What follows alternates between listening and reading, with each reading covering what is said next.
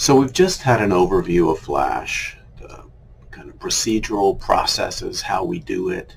And Flash may sound strange. Really, what in the heck is going on here? Some people may say, I thought we blinked when we're looking at the memory, and now I'm learning we're blinking in the calm scene. What's going on with this blinking, glancing, this crazy claim that somehow we can do trauma work without distress and without really thinking about the memory? Surely at its core, Flash is involving very, very light activation, a calming scene in which we disrupt that calm scene with blinks, and then we somehow repeat that process. There are theories about what's going on here, and I think that in order to do this, to do any version of Flash well, you need to be guided by some kind of understanding of what's happening here. And I want to talk about some of the main models that underlie other versions of Flash. I want to describe how other people are kind of thinking about Flash, what may be going on there, because those models highly, highly shape how you do that particular version of Flash.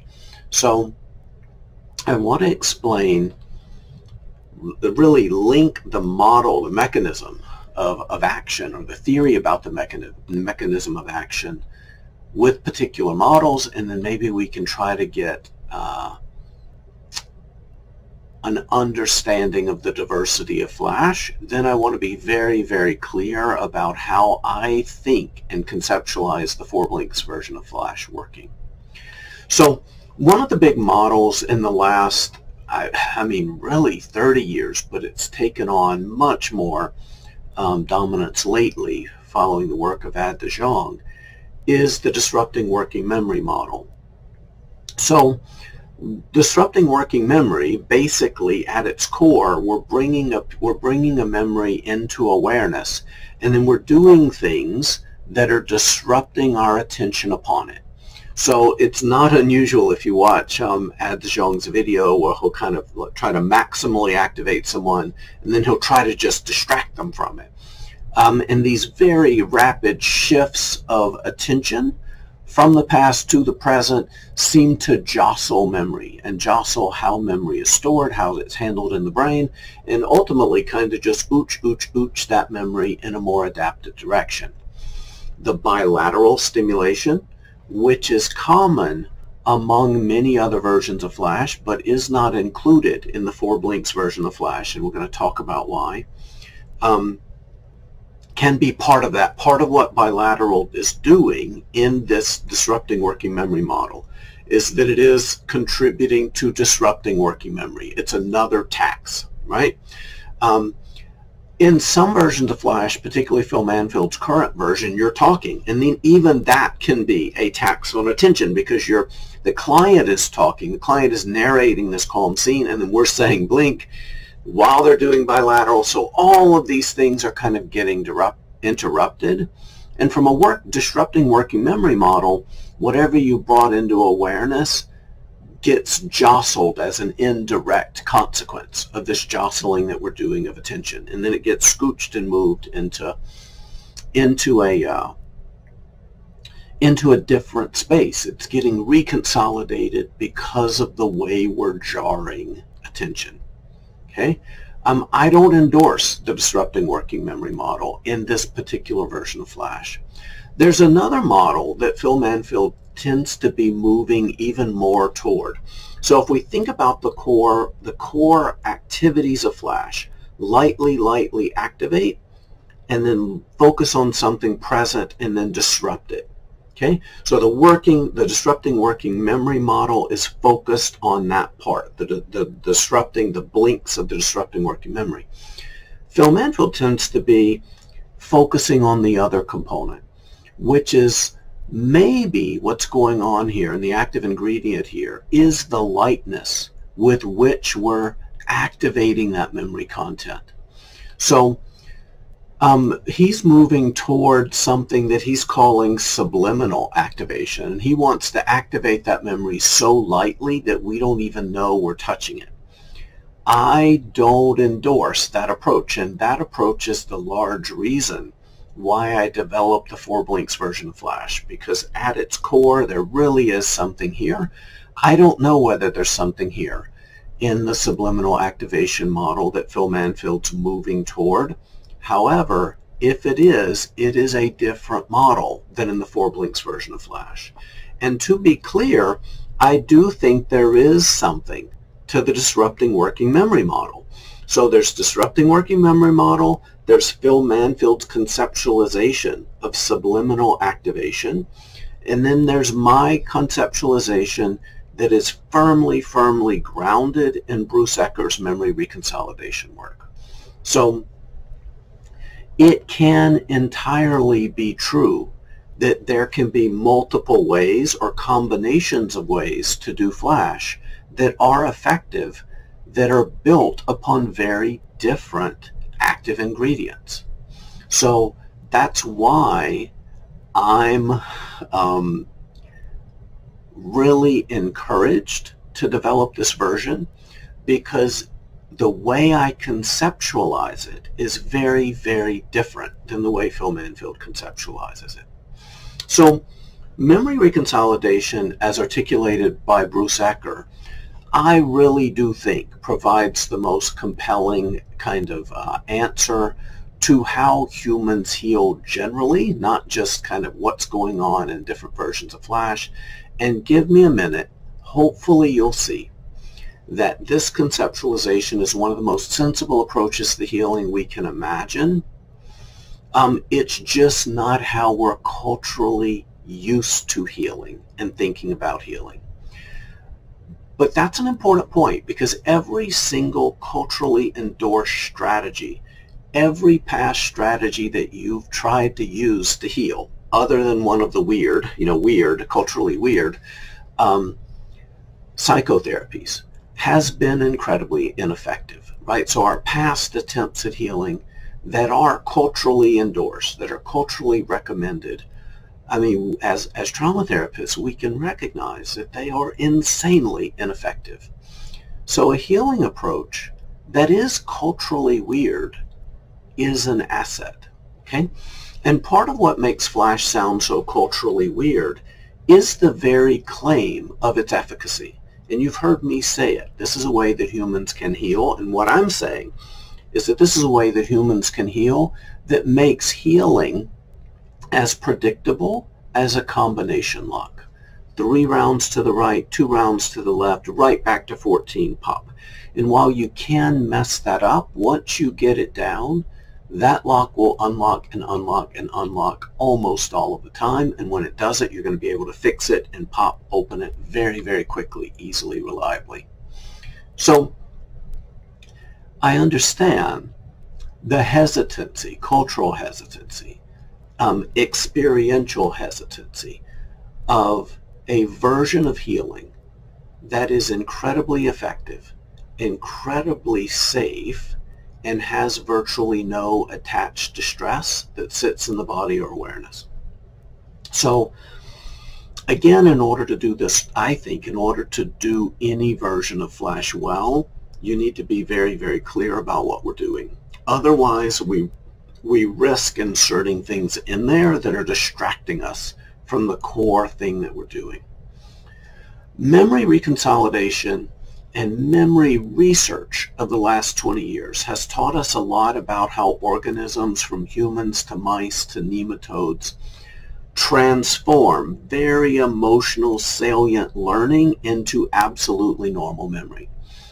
And what I keep saying and what I keep feeling is the poor mice, right? These just generations of mice that had to, do this research.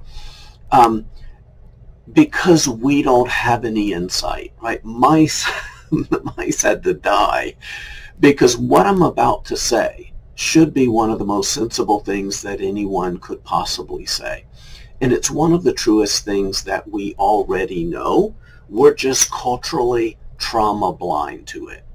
So what Bruce Ecker says is that if you want to get a hot memory and make it a normal memory, what you need to do is activate that memory in a tolerable way and then sit with experiences.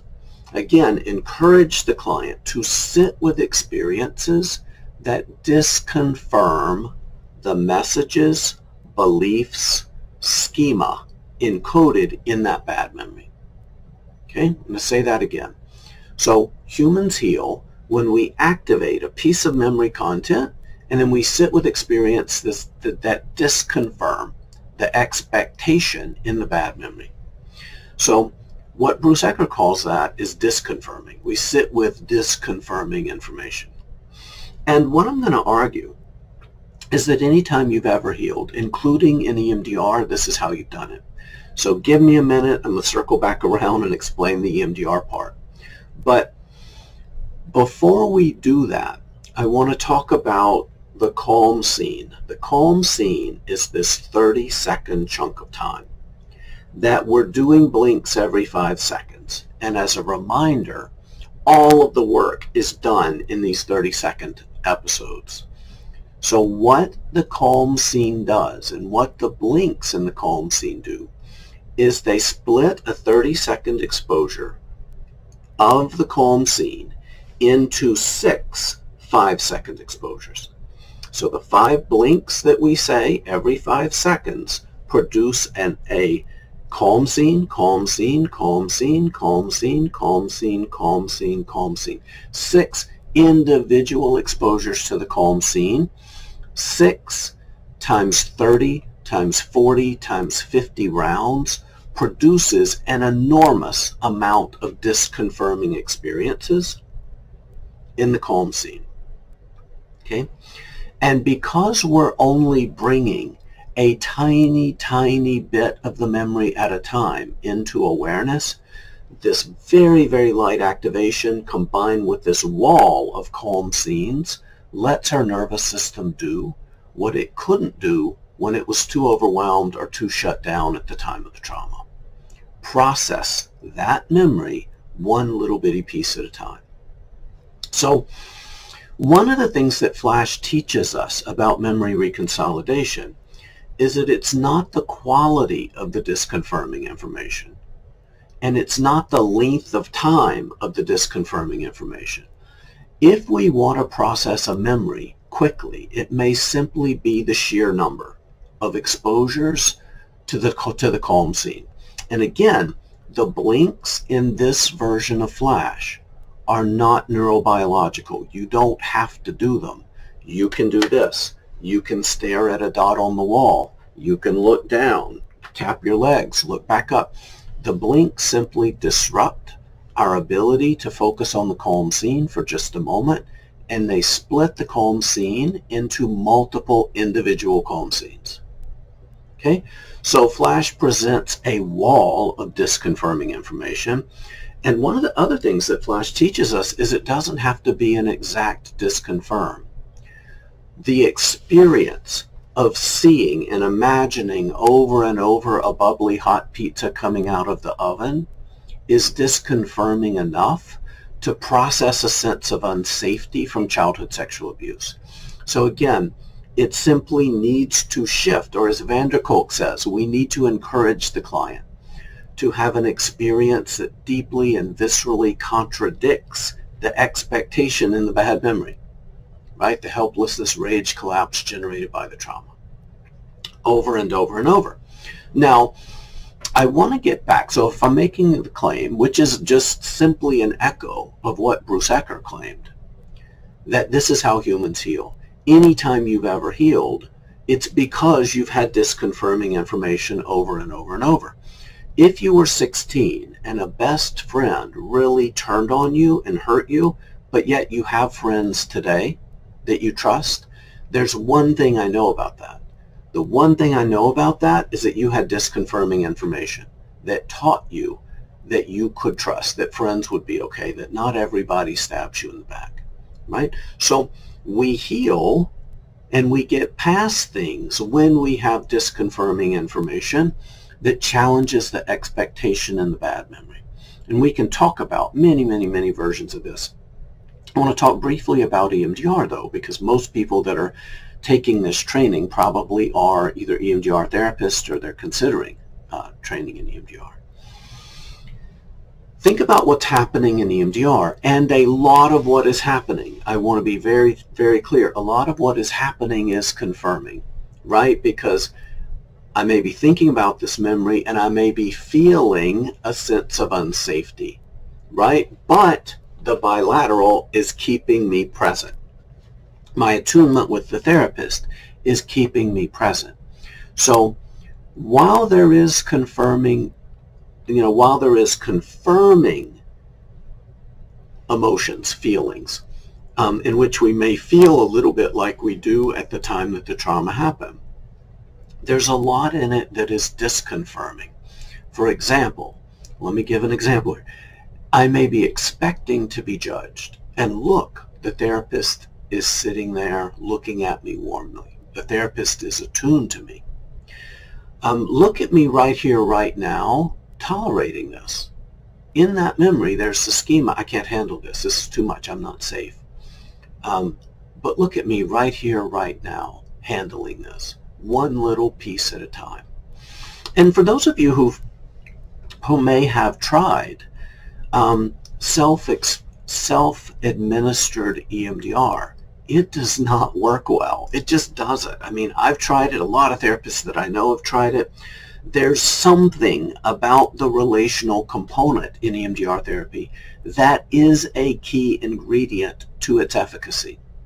Okay? So it may be a lot of what the disconfirming information that we get in Flash, and not from Flash, but from EMDR, comes from the experiential components of going through this journey with someone who's attuned to us, who cares about us, who has their eye on our safety, and being able to do that work in the present.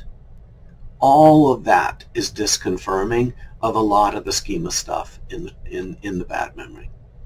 So how the core of it, the core of what memory reconsolidation is lightly activate a memory, sit with experiences that disconfirm that. So what I've done in developing this version of Flash is I've removed everything from Flash that does not make sense from that core definition of what we're doing here. Okay? So bilateral stimulation, because we're not disrupting working memory, right? We're not jostling working memory the way we do in like EMDR 2.0. And we're not overly taxing focus and concentration in this version of Flash, because my goal is for you to keep finding your way into the calm scene. I don't want to do anything that distracts you from finding your way over and over and over into the calm scene. So long story short, everything that isn't needed from a memory reconsolidation perspective is removed from this version of Flash, and every active ingredient is strengthened. Okay? So hopefully from this conceptualization, Flash, the way we're practicing it in this version, makes sense. Lightly activate container, right? Lightly activate container, calm scene blinks. We're bringing into awareness a tiny, tiny micro slice of the memory.